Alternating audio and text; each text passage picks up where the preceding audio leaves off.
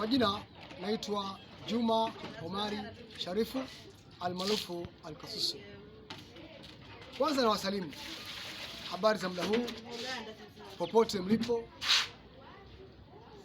Leo nipo hapa kuwakumbusha wananchi wenzangu juu ya mwenendo mzuri wa uongozi wa Dr. Samia Suluhu Hassan, rais pendwa kabisa.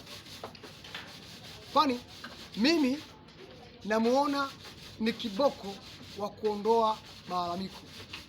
Wewe je?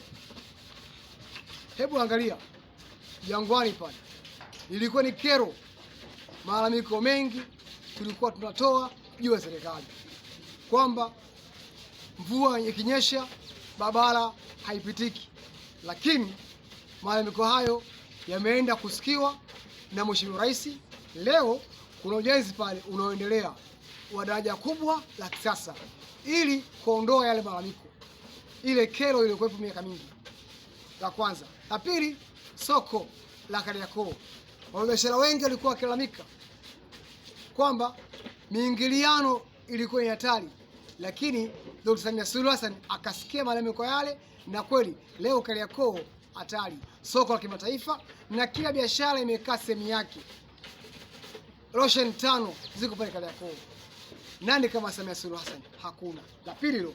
La tatu, wananchi wengi tulikuwa lalamika usafiri, mwendokasi, kero, lakini Dr. Samia Suluhu Hassan amesikia kero hiyo. Jana tumeona magari ya mwendokasi yameongezeka ya kisasa zaidi. Nani kama Samia Suluhu Hassan? Hilo haitoshi.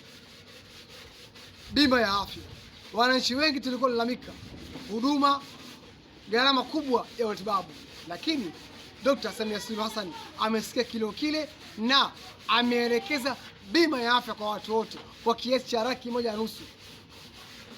Huduma ndani ya 372. Hebu angalia, bima ya afya kwa wote ya watu 6 kwa Raki1.5. Huyo ni Dr. Samia Suluhu Hassan, ni kiboko wa kuondoa matatizo. Kwa nini unamchukia? Kwa nini unamtukana? Kwa nini unamsema? Hacha hizo tabia, hacha hizo tabia. Msifu angali iko hai, usubiri mpaka akifa ndio msifie.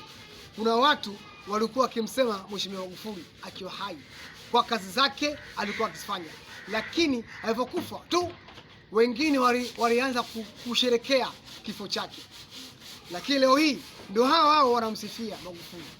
Huo ni unafiki. Mpe sifa zake akiwa hai, ajue kwamba watu wanamsamini. Mimi Dr. Samia Suluhu Hassan nampa kongole kwa kazi kubwa anazoendelea kuzifanya katika nchi yetu, na wewe usisahau kumpongeza.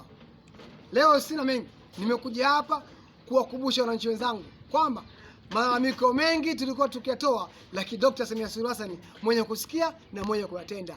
Sio mzungumzaji, ni mtu wa kitendo, ni mtu wa vitendo. Nani kama Dr. Samia Suluhu Hassan? Hakuna. 5 kwake. Kazi na utu, tunasonga mbele.